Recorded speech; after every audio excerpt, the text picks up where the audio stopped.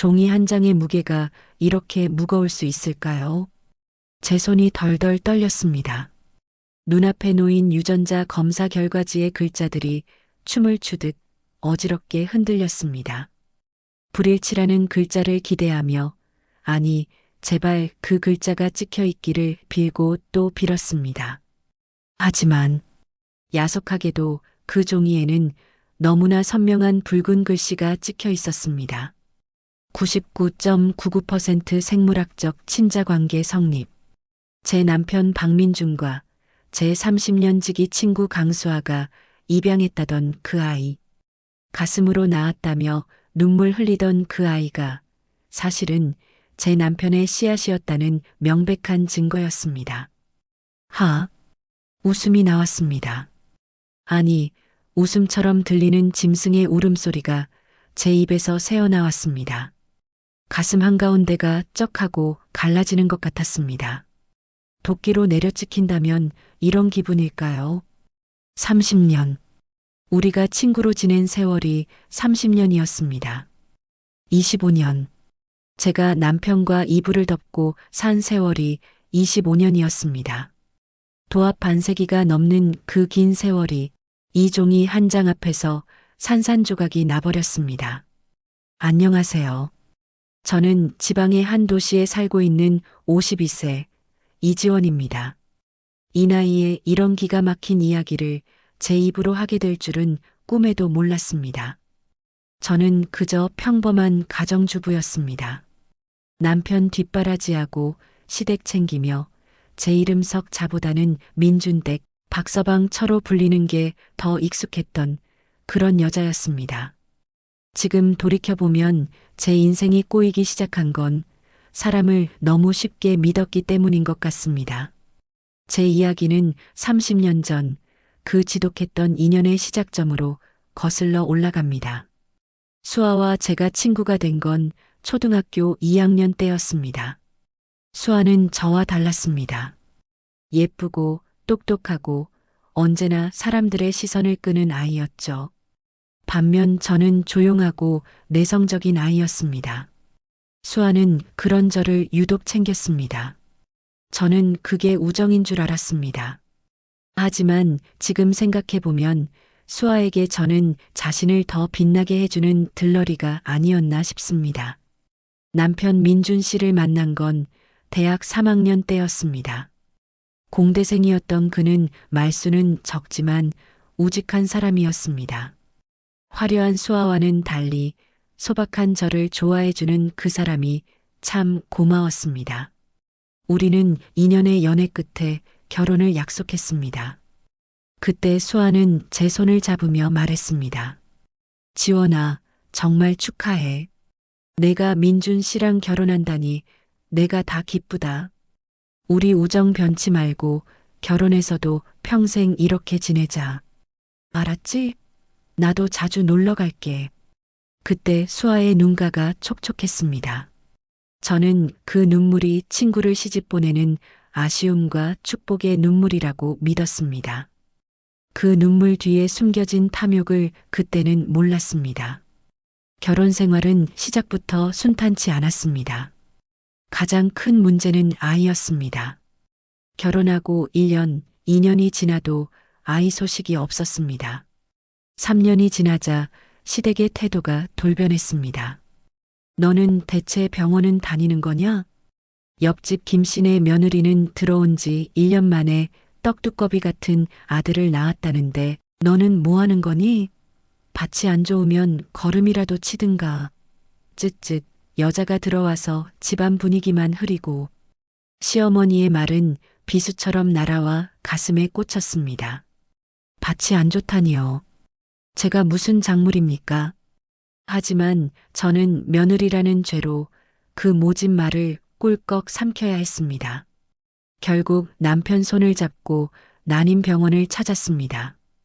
그리고 청천벽력 같은 진단을 받았습니다. 난소기능 저하, 조기 폐경에 가까운 수치. 그때 제 나이 고작 29이었습니다. 하늘이 무너지는 것 같았습니다. 병원 문을 나서며 다리가 풀려 주저앉았을 때 남편은 말없이 제 어깨를 감싸주었습니다. 저는 그 침묵이 위로인 줄 알았습니다. 하지만 그건 위로가 아니라 체념이었음을 나중에야 알았습니다. 그날 이후 시댁은 지옥으로 변했습니다. 명절 때면 저는 죄인이 되어 부엌 구석에 처박혀야 했습니다. 옳게 이번에도 실패했다며? 오빠가 불쌍해서 어떡해. 우리 집안대 끊기게 생겼네. 솔직히 말해서 오빠 정도 조건이면 재혼해서 애 낳을 수 있는 거 아니에요? 올케가 양심이 있으면 놔줘야지. 사람이 염치가 있어야지. 형님, 저는 셋째가 들어섰나 봐요. 입덧 때문에 죽겠네. 형님은 몸도 편하고 좋으시겠어요. 애 키우는 게 얼마나 힘든데. 호강하시네요. 호강하세요. 동서의 비아냥거리는 말투, 시누이의 노골적인 이혼 종용, 시어머니의 싸늘한 눈빛, 밥알이 모래알처럼 씹혔습니다. 설거지를 하며 흐르는 물소리에 맞춰 소리 죽여 울었습니다. 그때마다 제 곁을 지켜준 건 아이러니하게도 수아였습니다. 수아는 저보다 더 화를 내주었습니다. 우리 신혼집에 자주 놀러와서 맛있는 반찬을 해주고 술잔을 기울이며 제 하소연을 들어주었죠. 남편도 그런 수아를 참 편하게 대했습니다. 셋이서 밥을 먹고 술을 마시는 시간이 많아졌습니다. 저는 그게 좋았습니다. 남편과 제 가장 친한 친구가 사이좋게 지내는 모습이 마치 가족 같아서 든든했습니다. 하지만 저는 몰랐습니다. 제가 시험관 시술의 고통에 몸부림치며 병원 침대에 누워 있을 때 두 사람이 밖에서 어떤 눈빛을 주고받았는지, 제가 시댁의 구박에 못 이겨 친정에 가 있던 그날 밤 두 사람이 어디서 무엇을 했는지. 시간은 흘러 결혼 7년 차, 저는 결국 아이를 포기했습니다. 더 이상 제 몸이 버티질 못했거든요. 시댁에서는 저를 무늬만 며느리 취급하며 투명 인간 취급했습니다. 그리고 사건은 18년 전 어느 봄날 일어났습니다. 한동안 연락이 되지 않던 수아가 다급하게 저를 불렀습니다. 지원아, 잠깐 나와봐. 얼른. 현관문을 열고 나갔을 때 수아의 품에는 포대기에 쌓인 핏덩이가 안겨 있었습니다. 생후 3개월쯤 되었을까? 꼬물거리는 손가락, 발그레한 볼. 눈이 부시게 예쁜 사내아이였습니다. 수아야, 이 아기는 누구야? 그동안 연락 못해서 미안. 사정이 있었어. 이 아이는 입양했어. 미혼모 입양으로. 이름은 준서야. 나도 이제 34이잖아. 결혼은 틀린 것 같고 내 아이 하나쯤은 키우고 싶어서. 지원아, 내가 우리 준서 이모해줄 거지? 사정이 있었다는 친구의 말에 더 이상 묻지 않았지만 순간 가슴 한구석이 찌르르하게 아파왔습니다. 저는 그토록 원해도 가질 수 없었던 아이를 친구는 저렇게 쉽게 품에 안았다는 사실이에요. 하지만 아기의 해맑은 미소를 보는 순간 그런 나쁜 마음은 눈 녹듯 사라졌습니다. 준서, 그때부터였습니다. 준서 이모로서의 제 삶이 시작된 것은요. 수아는 육아 용품이 필요하다며 수시로 우리 집을 드나들었습니다. 남편도 준서를 유난히 예뻐했습니다. 주말이면 셋이서, 아니 준서까지 넷이서 공원에 가고 외식을 했습니다. 남들이 보면 우리가 부부고 수아가 친구인 줄 알았을 겁니다. 18년. 강산이 2번 가까이 변하는 그 긴 세월 동안 저는 까맣게 몰랐습니다. 준서가 자라면서 보여주는 사소한 습관들이 제 남편과 너무나 닮아 있다는 것을요. 복숭아 알레르기가 있는 것, 왼쪽 눈썹을 찡긋하며 웃는 버릇, 심지어 젓가락질하는 모양새까지. 그렇게 준서는 고등학교 2학년이 되었습니다. 키가 180cm가 넘는 훤칠한 청년이 된 준서를 볼 때마다 저는 제 자식이 컸으면 저렇지 않았을까 하는 헛된 상상을 하곤 했습니다. 모든 진실이 드러나기 시작한 건 바로 지난달 시아버지 제사 때였습니다. 평소에는 잘 오지 않던 수아가 그날따라 준서를 데리고 시댁에 인사를 드리러 왔습니다. 그런데 병풍 앞에 절을 올리고 일어나는 준서를 보던 시어머니의 눈빛이 심상치 않았습니다. 시어머니는 준서를 뚫어지게 쳐다보더니 떨리는 손으로 앨범 하나를 꺼내 오셨습니다. 잠깐만 있어봐라. 민준아, 너 이리 와봐라. 그리고 준서 너도 옆에 서봐. 영문을 모르는 남편과 준서가 나란히 섰습니다. 그 순간 시어머니가 펼친 앨범 속에는 30년 전 고등학생이었던 남편의 사진이 있었습니다. 저는 숨이 멎는 줄 알았습니다. 거울이었습니다. 지금 서 있는 준서와 사진 속의 민준 씨는 소름 끼칠 정도로 똑같았습니다. 눈매, 콧날, 입술선, 그리고 귓불 모양까지 정적이 흘렀습니다. 팽팽한 긴장감이 방 안을 가득 메웠습니다. 시어머니가 천천히 입을 떼셨습니다. 수아 씨, 솔직하게 말해요. 준서, 진짜 입양한 애 맞아요? 어디서 데려왔어요? 내 눈은 못 속인다. 저 코, 저 눈매, 저 귀. 우리 집안 내력인 귓불까지 똑같은데 날 속이려 들어? 수아의 얼굴이 백지장처럼 하얗게 질렸습니다. 남편의 눈동자는 갈 곳을 잃고 흔들렸습니다. 그 모습을 보는 순간 제 머릿속에서 지난 18년의 기억들이 퍼즐처럼 맞춰지기 시작했습니다. 왜 수아가 유독 우리 남편에게 의지했는지, 왜 남편이 준서의 입학식, 졸업식마다 연차를 내고 쫓아갔는지, 그날 밤 제사는 엉망이 되었습니다. 수아는 도망치듯 준서를 데리고 나갔고 남편은 도망치듯 집으로 돌아왔습니다. 그리고 그날 밤부터 저의 외롭고도 처절한 싸움이 시작되었습니다. 집에 오자마자 남편은 샤워를 한다며 욕실로 들어갔습니다. 평소라면 피곤하다며 옷만 갈아입고 골아떨어졌을 사람입니다. 그런데 그날따라 욕실에서 물소리가 한참 동안 멈추지 않았습니다. 마치 몸에 묻은 무언가를 혹은 자신의 더러운 죄책감을 씻어내려는 것처럼요. 저는 침대에 누워 자는 척 등을 돌리고 있었지만 온 신경은 남편의 휴대폰에 쏠려 있었습니다. 협탁 위에 놓인 남편의 휴대폰. 카톡. 짧은 진동 소리가 울렸습니다. 평소라면 거들떠보지도 않았을 그 소리가 그날은 마치 공습경보처럼 제 심장을 때렸습니다. 남편이 욕실에서 나오자마자 저는 물었습니다. 누구야? 이 밤중에. 남편이 화들짝 놀라 휴대폰을 낚아채듯 집어들더군요. 김대리야. 내일 회의 자료 때문에. 김대리가 밤 11시에 카톡을 해? 줘봐. 무슨 급한 일인가 보게.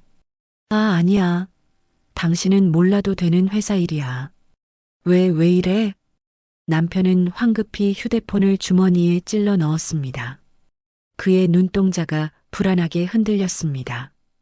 그 순간 제 마음속에 자리 잡았던 설마라는 의심의 씨앗이 역시라는 독버섯으로 자라나기 시작했습니다. 저는 이불 속에서 주먹을 꽉 쥐었습니다. 박민준, 강수아. 니들 딱 걸렸어. 내가 끝까지 파헤쳐 줄게. 다음 날부터 저는 남편의 그림자가 되기로 결심했습니다. 25년을 헌신한 아내 이지원은 죽었습니다. 이제 저는 남편의 뒤를 캐는 탐정이 되어야 했습니다. 첫 번째 타깃은 차량 블랙박스였습니다. 남편이 골아떨어진 새벽 2시, 저는 몰래 차 키를 들고 지하 주차장으로 내려갔습니다. 겨울이라 주차장은 얼음장처럼 차가웠지만 제 등에서는 식은땀이 흘렀습니다. 손전등을 입에 물고 블랙박스 메모리 카드를 꺼내려는데 손이 어찌나 떨리던지 3번이나 바닥에 떨어뜨렸습니다. 겨우 메모리 카드를 꺼내 노트북에 연결했습니다. 그런데 없었습니다. 지난 일주일치 영상이 통째로 삭제되어 있었습니다. 포맷이 완료되었습니다. 기계치인 남편이 평소엔 와이퍼 교체하는 법도 몰라 저한테 물어보던 사람이 갑자기 블랙박스 관리를 이렇게 철저하게 했을 리가 없잖아요. 증거를 없앴다는 건 감추고 싶은 게 있다는 뜻이었습니다. 하지만 놈들은 꼬리가 길면 밟히는 법이죠. 내비게이션 검색 기록까지는 지우지 못했더군요. 최근 목적지 영마트, XX학원, 그리고 수아네 아파트. 수아네 아파트가 일주일에 4번이나 찍혀 있었습니다. 제가 아는 건 주말에 한 번 정도였는데 남편은 퇴근길에 참새 방앗간처럼 그곳을 들락거렸던 겁니다. 야근한다고 늦고 회식한다고 늦었던 그 시간들. 그 시간 동안 그는 내 친구의 집에서 내 친구와 내 친구의 아들과 함께 낄낄거리고 있었던 겁니다. 아, 이 나쁜 놈. 차 안에서 입을 틀어막고 울음을 삼켰습니다. 핸들을 내리치고 싶었지만 소리가 날까봐 허벅지만 꼬집었습니다. 멍이 들도록 꼬집고 또 꼬집었습니다. 하지만 울고 있을 시간조차 아까웠습니다. 심증은 확실했습니다. 하지만 법정에서 저들을 꼼짝 못하게 만들려면 빼도 박도 못할 물증이 필요했습니다. 며칠 뒤 기회가 왔습니다. 남편이 이번 주말에 지방으로 1박 2일 출장을 가야 한다고 했습니다. 거래처 사장님 상가집에 가야 한다면서 검은 정장을 챙기더군요. 그래, 알았어. 조심해서 다녀와. 저는 태연하게 셔츠를 다려주었습니다. 속으로는 칼을 갈면서요. 남편이 차를 몰고 아파트를 빠져나가는 순간 저는 미리 대기시켜 놓은 렌터카에 올라탔습니다. 택시는 놓칠 수도 있어 아예 차를 빌려 대기하고 있었던 겁니다. 남편의 차는 고속도로 톨게이트로 가지 않았습니다. 시내를 빙 돌더니 너무나 익숙한 아파트 단지로 들어갔습니다. 바로 수아네 집이었습니다. 저는 아파트 화단 뒤에 숨어 선팅 짙은 차 안에서 그 모습을 지켜봤습니다. 잠시 후 남편의 차에 누군가 올라탔습니다. 수아였습니다. 상가집에 간다던 남편을 맞이하는 수아는 화사한 꽃무늬 원피스를 입고 있었습니다. 손에는 3단 도시락 가방을 들고 있더군요. 그리고 뒷좌석에는 교복이 아닌 청바지에 후드티를 입은 준서가 탔습니다. 그 모습이 너무나 자연스러웠습니다. 마치 주말 나들이를 떠나는 단란한 3인 가족. 제가 25년 동안 그토록 꿈꿔왔던 하지만 가질 수 없었던 그 완벽한 가족의 모습이 제 눈앞에 펼쳐지고 있었습니다. 제 남편이 다른 여자의 남편이 되어 있는 꼴을 목격하는 순간이었습니다.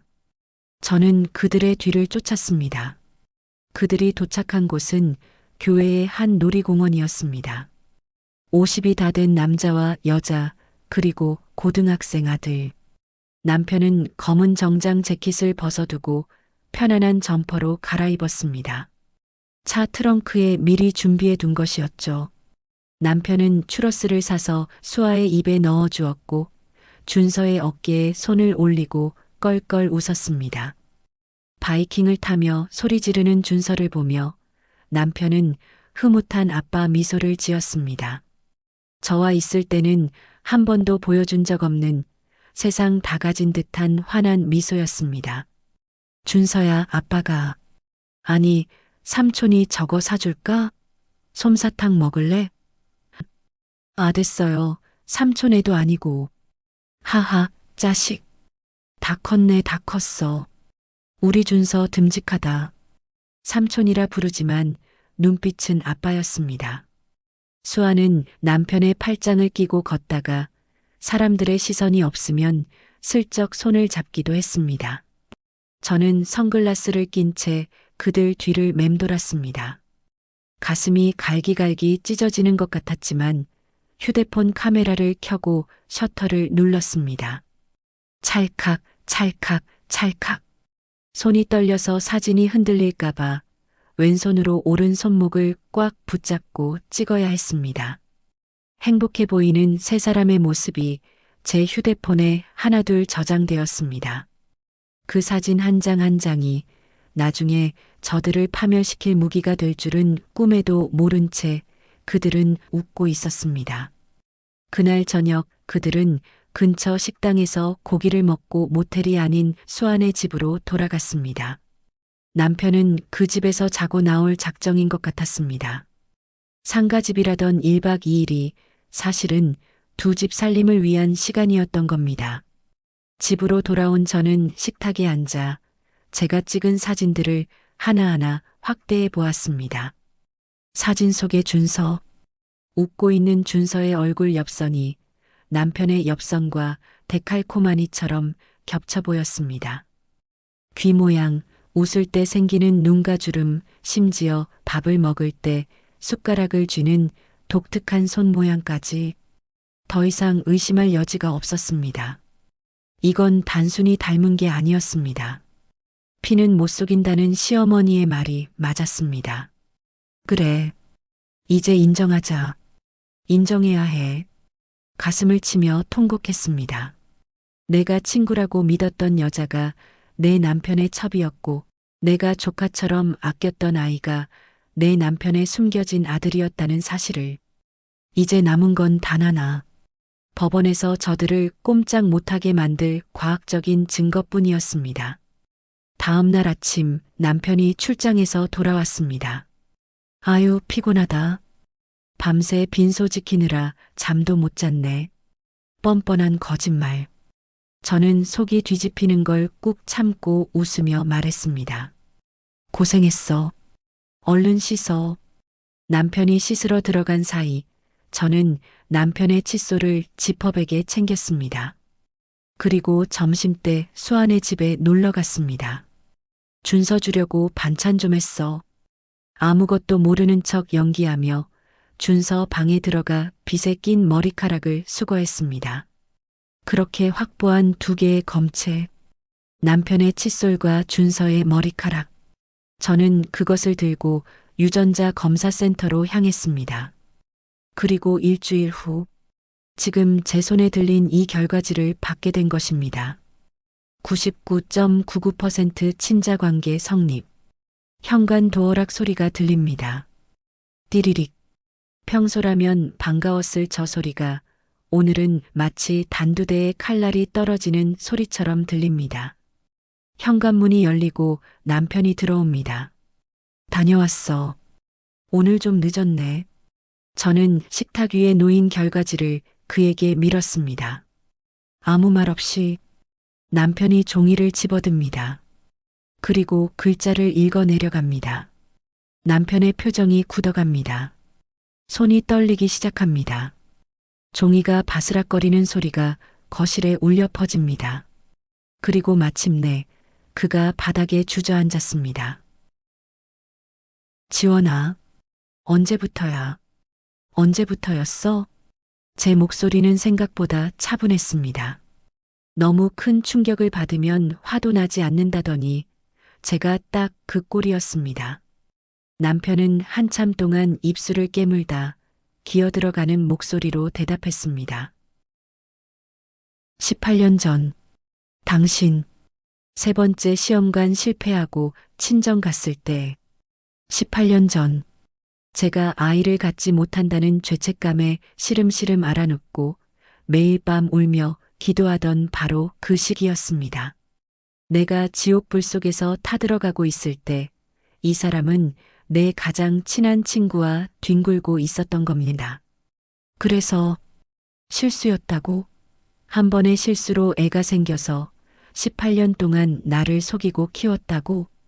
미안해. 수아가 위로해준다고 해서 술 마시다가 정말 그럴 생각은 없었어. 지우려고 했는데 수아가 낳겠다고 해서 미안해, 지원아. 미안해라는 말이 이토록 역겨운 단어인 줄 미처 몰랐습니다.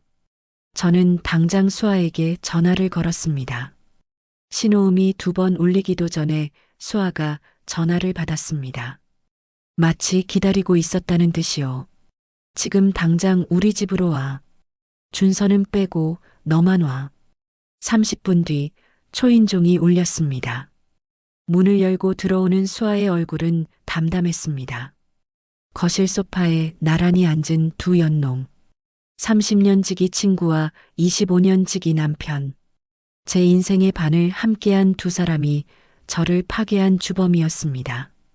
이제 이 추악한 연극의 막을 내릴 시간입니다. 거실 소파에 나란히 앉은 두 사람. 30년 지기 친구 수아와 25년 지기 남편 민준 씨. 고개를 푹 숙인 남편과 달리 수아는 묘하게 당당했습니다. 마치 들킨 건 유감이지만 어쩔 수 없었다는 듯한 그 표정이 저를 더 미치게 만들었습니다. 지원아, 미안해. 내가 죽을 죄를 졌어. 하지만 준서는 죄가 없잖아. 우리끼리 조용히 해결하자. 응? 조용히? 너 지금 조용히라고 했니? 그래. 소문나면 준서가 상처받아. 너도 준서 예뻐했잖아. 이모로서 마지막 배려라고 생각해줘. 뻔뻔함이 하늘을 찔렀습니다. 무릎이라도 꿇고 빌 줄 알았는데 제 상처보다 자기 아들의 평판을 먼저 챙기는 그 모성애가 역겨웠습니다. 저는 식탁 위에 있던 물컵을 들어 수아의 얼굴에 끼얹었습니다. 창 마이너스 하는 소리와 함께 수아의 화장한 얼굴에서 물이 뚝뚝 떨어졌습니다. 너, 나한테 할 말이 고작 그거니?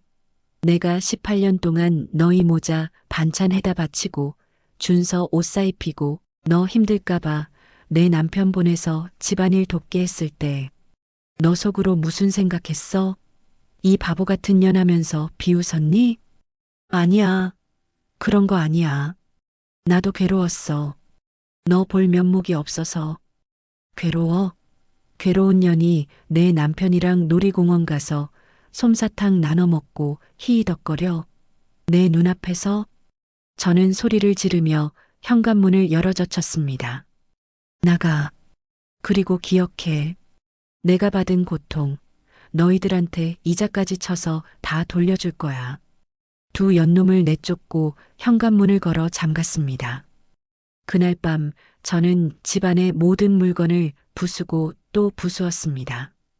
결혼식 사진, 남편의 옷, 우리가 함께 썼던 그릇들, 손에서 피가 나는 줄도 모르고 미친 사람처럼 집을 난장판으로 만들고 나서야 저는 쓰러져 잠들 수 있었습니다.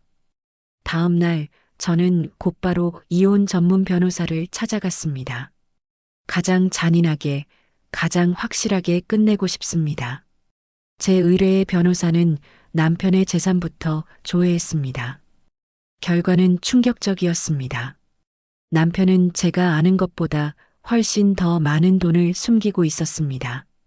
시부모님 명의로 된 오피스텔, 차명 계좌에 묻어둔 주식, 심지어 안방 장롱 깊숙한 곳에 숨겨둔 골다가까지. 저한테는 회사 사정이 어렵다, 보너스가 줄었다 하며 생활비를 깎더니 뒤로는 제 몫을 챙겨 두 집 살림을 하고 있었던 겁니다. 다 찾아내세요. 10원 한 장까지 다.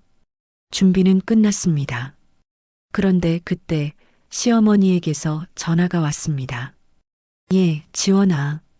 너 이혼한다며? 민준이한테 얘기 들었다. 목소리가 밝았습니다. 아니, 신이 나 보였습니다. 아들이 불륜을 저질러 이혼을 당하게 생겼는데 시어머니 목소리는 축제가 열린 듯 들떴습니다. 잘 생각했다. 어차피 애도 못 낳는 몸, 우리 민준이 발목 그만 잡고 놔주는 게 도리지. 위자료는 섭섭지 않게 챙겨줄 테니 도장 찍어라. 어머니, 지금 그게 며느리한테 할 소리세요? 아들이 바람을 피웠는데요. 바람은 무슨, 내 피부치 내가 찾겠다는데. 안 그래도 수아한테 연락했다. 준서, 우리 집으로 데려오라고. 내 손자, 내 핏줄.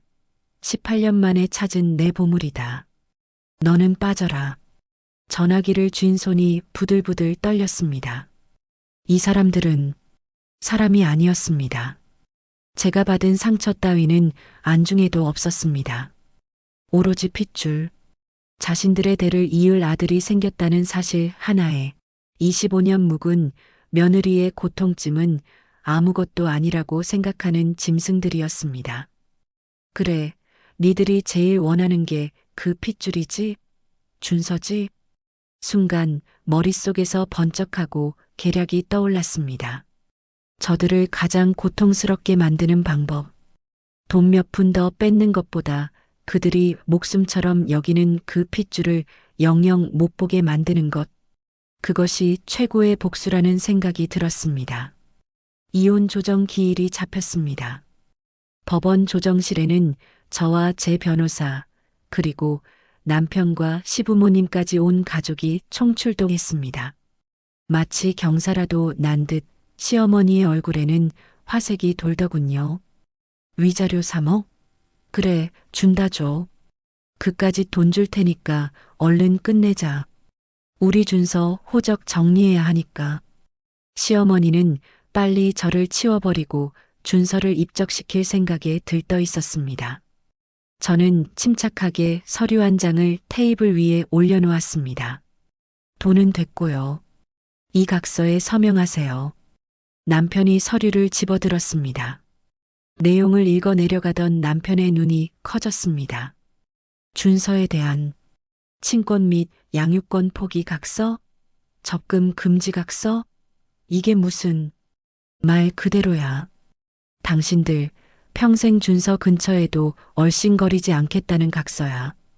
준서가 성인이 될 때까지, 아니 성인이 되어서도 당신들이 부모라는 거 밝히지 않겠다는 약속. 시어머니가 펄쩍 뛰었습니다. 이게 미쳤나? 내 손자를 내가 왜 못 봐? 피가 물보다 진한데 천륜을 끊으라고? 저는 차갑게 웃으며 말했습니다. 천륜이요? 어머님이 저한테 그러셨죠. 씨도 못 낳는 여자라고. 그래서 쫓아내시는 거잖아요. 좋아요. 다 해드릴게요. 대신 이 각서 안 쓰시면 저는 이혼 안 합니다. 소송으로 갈 거예요. 1년이고 2년이고 질질 끌면서 준서가 다니는 학교, 수아가 사는 동네, 그리고 당신들 회사에 이 사실 다 뿌릴 거예요. 민준 씨가 처조카랑 바람나서 낳은 자식이 준서라고. 세상 사람들한테 다 떠들고 다닐 거라고요. 좌중이 얼어붙었습니다. 준서는 이제 고2, 한창 예민할 시기였습니다. 이 사실이 알려지면 아이가 받을 충격은 상상조차 할 수 없겠죠. 물론 저도 준서에게 상처 주고 싶진 않았습니다. 하지만 저들을 굴복시키려면 저들이 가장 아끼는 걸 인질로 잡아야 했습니다. 남편분 선택하십시오. 조용히 위자료 주고 각서 쓰고 끝내시겠습니까? 아니면 파국으로 치달아서 아드님 인생까지 망치시겠습니까? 남편의 얼굴이 흙빛이 되었습니다. 시어머니는 분해서 가슴을 치며 통곡했습니다. 아이고, 저 독한 년. 내가 저런 걸 며느리라고 25년을 데리고 살았다니. 내 손자도 못 보게 하고 천벌을 받을 년. 천벌이라. 누가 천벌을 받을지는 두고 봐야 알겠지요. 결국 남편은 떨리는 손으로 각서에 도장을 찍었습니다.